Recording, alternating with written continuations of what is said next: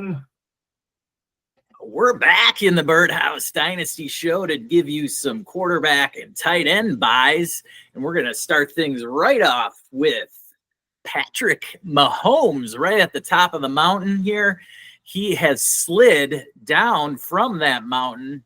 And what are your thoughts on Mahomes right now, Matt, as a buy? Okay, hold on. I have to really come to a very centered place to even talk about buying a Chiefs player. Okay. Based on production and cost, I would buy him very cheaply. Very cheaply. I'm not a big Chiefs guy. I cannot. It's hard to buy Chiefs players for me because you know how I feel about it. So it's very, very tough. But if I'm looking at straight numbers, he put up over 300 passing yards last week in the first game of the season that they didn't need the Zebras to help them win a game. And, he found a way to win games. And you can probably get him super cheap, cheaper than you've ever been able to buy him. So for that, it's a great buy. Great buy. Yes. His value is in the seller. Absolutely. It is just the opportunity that we have not had in years to go out and acquire Patrick Mahomes. He lost Hollywood Brown for the season. He's now lost Rashee Rice for the season. This is a long play. I wouldn't be buying him if you're a contender, but if you're in rebuild mode and you want to solidify yourself at the quarterback position going into the future, you're probably not going to get it in next year's draft because the quarterback class is definitely not as good as it was this year. We've got Carson Beck, we've got Shadir Sanders and Jalen Milroe. None of those guys are guarantees. None of them are as good as Caleb Williams or Jaden Daniels. Okay, so you're really throwing a dart at any of the rookie quarterbacks next year. And that is a little plug at my top 25 rookie class rankings that you can check out on patreon.com right now because I just updated it. But yes, go out and try and kick the tires on Patrick Mahomes if you see that the owner that has Patrick Mahomes is flush at quarterback. Maybe they do have 3 or 4 quarterbacks and they think they can get by without Mahomes. So it's worth a shot. That's all we're saying right now. Okay. Yeah. Next on the list. Oh, go ahead. I was just going to say something like Baker Mayfield or Kirk Cousins, along with like a high second or even a first to go get Patrick Mahomes right now. Why not? Why not? Absolutely. Let's look at the other thing. His numbers aren't going to align. So Baker Mayfield's numbers, if you were to pull up, or Kirk Cousins' numbers after last week, those are a lot easier to now pawn off for a Patrick Mahomes coupled with a high draft pick, right? Instead of having to come off multiple firsts, and now you're coming off, a quarterback that's doing well now, may not be around for more than a year or two, and a pick, and now you have Mahomes. Yeah, the production in that mode, like you're saying, like a contender that's got Mahomes are like, shit, man, I don't know. I don't know if I'm going to be able to run it all the way through with Mahomes this year based on what he has around him. Okay, Baker Mayfield probably could. Look at what he's got around him. Look at Geno Smith. Look at Kirk Cousins. These are quarterbacks that you can now couple with a pick to go and acquire Patrick Mahomes, whereas that contender looks at those quarterbacks and says, these are guys that are going to put up the numbers for me down the stretch. Yeah, Patrick Mahomes has not thrown for 3 touchdowns or more in over a year now in a particular game. Yep. So that is probably won't see it this year. Yes, not with the talent that he's got around him right now. The Chiefs are finding ways to win, and that's because Andy Reid's a good coach. Patrick Mahomes is a good real life quarterback. Stop it. They're finding ways to win because the officials help them win. You stop it. This is not, hey, we are not paid and bought for by some sponsor that tells us what we can and cannot say. The officials bought them their first wins. And I don't know why. They should be tanking so hard right now. They should be losing as hard as they can. I don't care that Kelsey's dating Taylor Swift and you get Taylor Swift in the Super Bowl for free. I don't care. They should be tanking so that they can get a good draft pick to bring in some more talent to replace all these injury guys. Let's go. All right. This Chiefs team will not win a third Super Bowl. That is not going to happen. But it will not be because of the Jacksonville Jaguars and Trevor Lawrence, unless they turn things around real quick here. And so let's tell people, though, why they should go out and buy Trevor Lawrence right now, Matt. All right. Well, that's simple. We've seen the emergence of Brian Thomas Jr. Okay. Now you've seen Tank Bigsby come on. All right. Evan Ingram is coming back. Christian Kirk is still there. Trevor Lawrence is still a first-round draft pick. Let's not forget this. I made a deal earlier in the year in the offseason where I traded Joe Burrow for Trevor Lawrence and a future first, which I then used to bring in some other pieces. That being said, I still have Trevor Lawrence. Last week, we got to see more of what we were hoping to see out of Trevor Lawrence, which I think is what we're going to see more of. Now, I know Indianapolis is secondary suspect, and they don't have the talent to keep up with some of the playmakers that Jacksonville provides.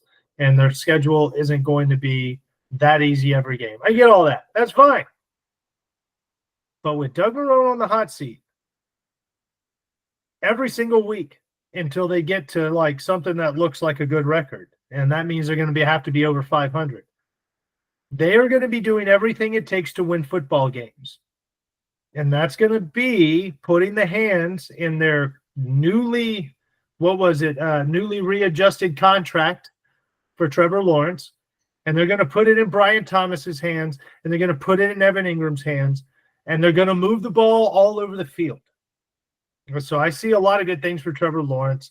And if you hadn't bought him before last week, you're going to have to pay a little bit more this week because he put up better numbers. You're going to see more out of him. And if that means him running, because we know he can run, man, think about that upside. The rushing upside as well. Yes. Trevor Lawrence, you got to now see more be of it. Clear, this is a dynasty buy. I don't see him. I don't know that I'm going out and acquiring him in your redraft league. But for dynasty, again, if you're rebuilding, this is a perfect opportunity to sell some of those guys that you were mentioning with Mahomes. Sell your older Baker Mayfield, Kirk Cousins, Geno Smiths, because then you can get younger. Trevor Lawrence is still just 24 years old. It's pretty amazing because it seems like he's been around forever with Jacksonville now, but he really hasn't. He does have a playoff win under his belt, though. And so he is somebody, again, let's look at what the Jets just did. They got rid of Robert Saleh. They didn't get rid of Aaron Rodgers, and he's 40 years old. Okay? Mm-hmm. They got rid of the head coach, and that's what's going to happen in Jacksonville sooner than later. Okay, Peterson's going to be gone. Trevor Lawrence is not. That's let's just look. He's a first round draft pick. Let's think in a very short term history. Let's just talk about Sam Darnold and Baker Mayfield. First round draft picks. They bounced around, but because they're a first round draft pick, they will get shot after shot after shot. And both of them have now stuck. Baker Mayfield last year in Tampa, Sam Darnold this year in Minnesota. And Baker still looks good. So it's not an offensive coordinator thing. It's just a time and situation thing. Yep. You know? So Trevor Lawrence is a heck of a talent. He can sling the pill and he can run. He will be fine. Absolutely. He's a great buy. Great low buy. Yes. Never doubt the talent there that is there with Trevor Lawrence. And now he's getting Evan Ingram back. So, I mean, the time to buy is this week. Yep. All right. Next up, we've got talent. One last quarterback we want to talk about, and that is the immensely talented, but always in question, Justin Fields. What are you doing? A lot of people say sell on Justin Fields. What is the argument to actually buy on Justin Fields, Matt? Let's look at his rushing attempts. Week 1, 14. Week 2, 8. Then 6. Then 10. Then 6. That's his upside. That's his upside. And it seems that, the Steelers organization is not necessarily going to be loyal to a name. I mean, the Steelers have had some success with Justin Fields being in there while Russell Wilson and his purse nurses it on the side. I'm not saying they're always winning, but they're not looking bad. To be honest, I think that they could give him. They're not doing right by him. I think he's clearly the better quarterback between the two. I will buy Justin Fields. Things are only going to get better in Pittsburgh. There's tons of trade talks being thrown out there now with Devontae Adams wanting to trade, Brandon Ayuk's antics, DeAndre Hopkins. There's all kinds of targets being thrown out there. And I think if the Steelers are able to acquire one of those receivers here in the next couple of weeks, Justin Fields becomes a very great asset. We all know what he's going to do on the ground and how great that can be, right? We know what that can do to his fantasy production. But if you give him a true number one, I think George Pickens is not him. George Pickens is not the guy. That might hurt your feelings, and I'm okay with that because I know you were high on George, and that's fine. Because you look at the situation, you look at the opportunity, you look at what's around, you play the numbers, it should line up. It's just he's not the guy. But if they do get that guy in the lineup, or they get him a true number 2 receiver, someone else other than Pickens, because Pickens isn't able to bust the double cover, they got to get more receivers out there. If they get him an actual receivers out there that can go, just feels a great buy. So yeah, you want to get in on Fields now. Wilson, or they go out and get a receiver, Justin Fields is going to produce big numbers, I think. Look at what he did in Chicago. Just look at what he did in Chicago with worse coaching. Yes, he is in the best situation he could possibly be. Pittsburgh is one of the most stable franchises in the NFL, and they stay loyal to guys. If Fields just has a few more weeks of solid production, he's getting wins here, which is what he wasn't getting in Chicago, which shows to me that he's developing as a quarterback. Well, he's learning how to grind. He's also learning, he's going through progressions a little bit better. He's not always leaning to the legs to get himself out of trouble. We'd love him to as a fantasy owner, right? But he's more playing the quarterback position, and he gives you the rushing upside. The situation's there now. He's got the coaching, he's got the organization. He needs a receiver. He needs a big time. He needs a DJ Moore. He needs another receiver that can actually open up the field. Yeah, and that's why the time to buy would be now. I mean, if they're able to pull off, I don't see Amari Cooper going to them because the Browns aren't going to give the Steelers Amari Cooper. That's just not going to happen. But could Adams go there? Maybe. I don't know. I just don't see it happening either. Adams to me is going to go to the Jets or the Saints. That's just what's going to happen. I think he's going to end up going to the Jets, but that's a whole other topic. Both destinations make sense because of his connections to the quarterbacks, but both situations would be bad for the player and the organization. Yeah. It would actually makes sense. Yeah, Pittsburgh would make great sense. And I mean, if Fields got somebody like Adams, geez, because Pickens, as you mentioned, yes, I do have a soft spot for him because of his intensity and his passion, but he's also an idiot. Okay. Just the thing he did at the end of the game just shows his immaturity. I mean, to grab a guy's face mask and slam him down, that's just stupid. Okay. Yeah. Some of the other, what he had on his eye black, that's unnecessary. Okay. Pickens, just suck it up, George, and play the game like you can. All right. Don't go out there and try all these other antics. You play with your heart. That's what the Steelers want to see, and you better turn it around or they're going to ship you off the door.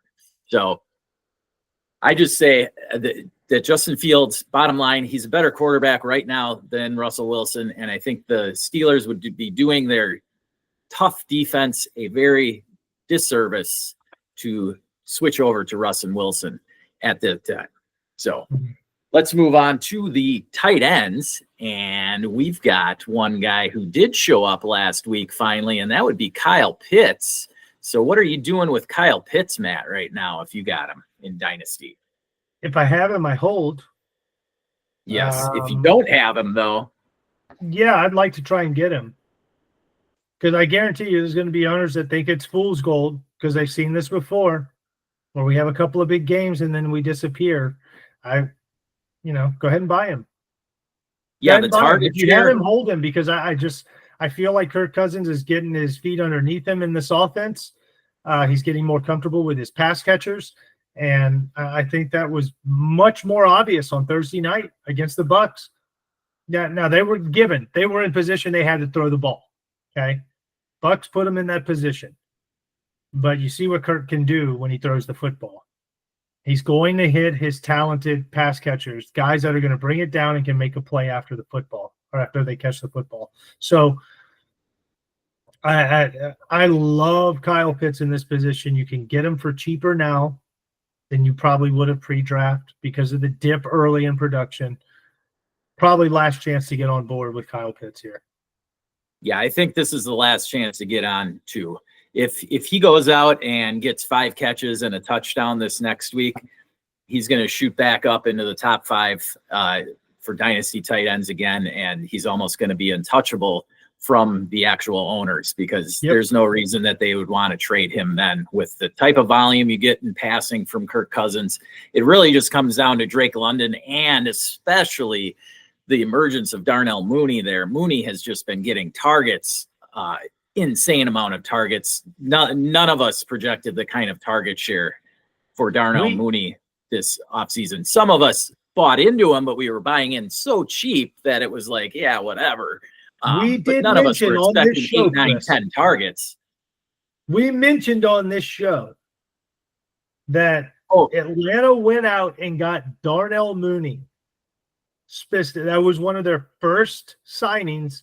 They went out and got him specifically. And I felt we both talked about how there was a reason for that. There were plenty of players they could have gone and picked, but they took Darnell Mooney. There's a reason for it, and I think we're seeing that now. Yes, absolutely. But it doesn't mean you shouldn't be buying into Kyle Pitts now either. Correct. No, absolutely. Especially next up, we've got another guy who's been struggling pretty much all season. Last week, he finally showed up, and that was Mark Andrews. His numbers would have even been better had Lamar hit him for the touchdown that he was wide open on. But he did get 4 catches for 55 yards. What are your thoughts on Mark Andrews right now, Matt? I'm buying him because I can get him so cheap and because the upside's there. I'm a big Lamar owner. I've got him across a lot of leagues.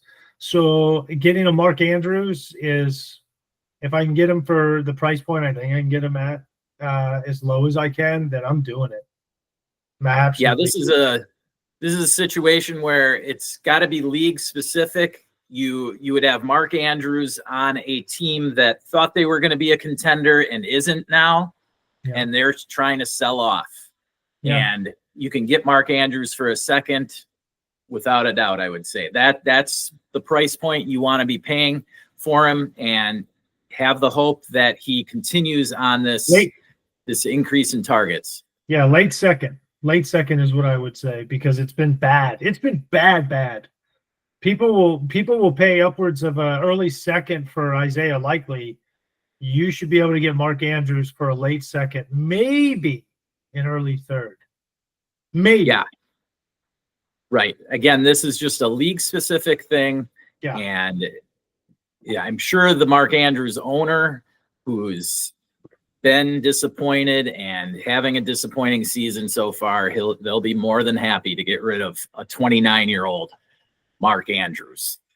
All right, let's get into a younger man who is stepping it up in Green Bay, and that's Tucker Kraft, man. If you saw that 66-yard touchdown and stiff arm against the Rams last week, you saw the talent is there from the 6'5", 259-pound tight end.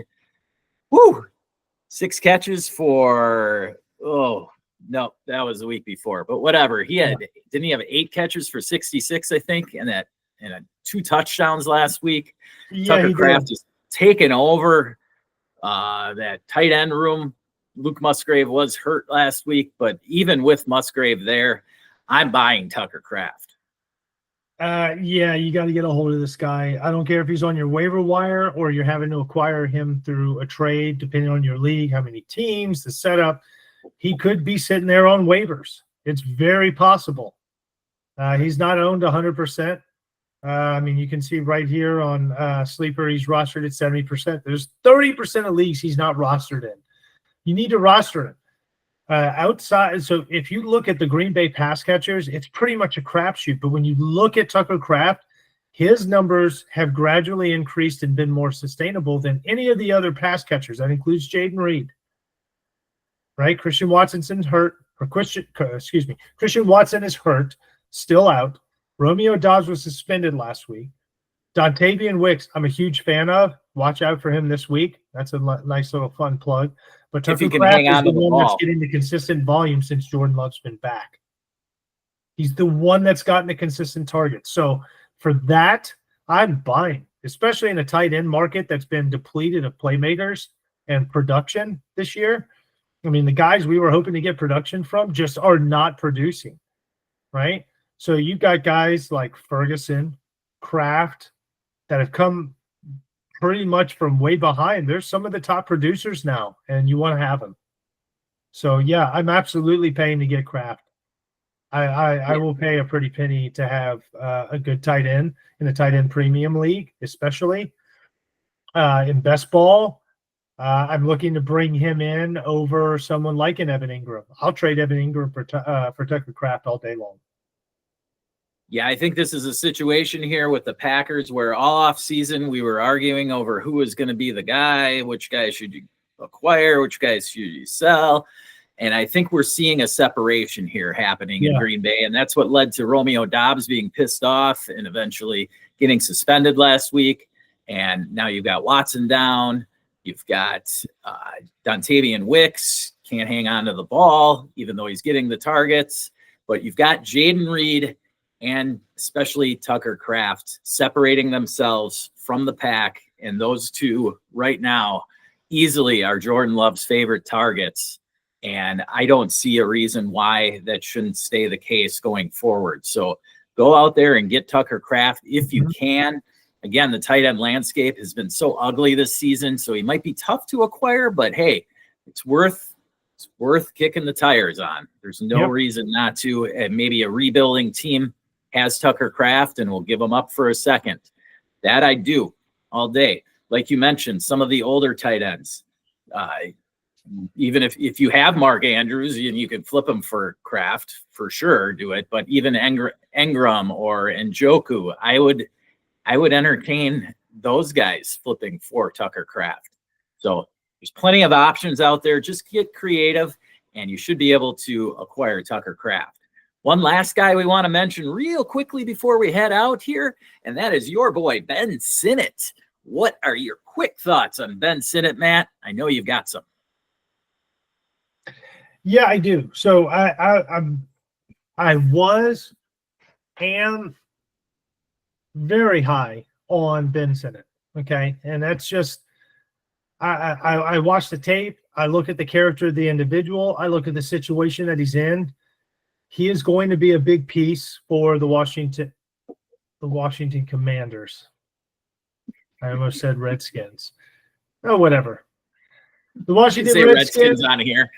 The Washington Redskins have Zach Ertz right now, and we all know Zach Ertz has been very good at suppressing younger tight end talent while they learn, right? Let's Dallas Goedert in Philadelphia, Trey McBride in Arizona, and now Ben Sinnott in Washington.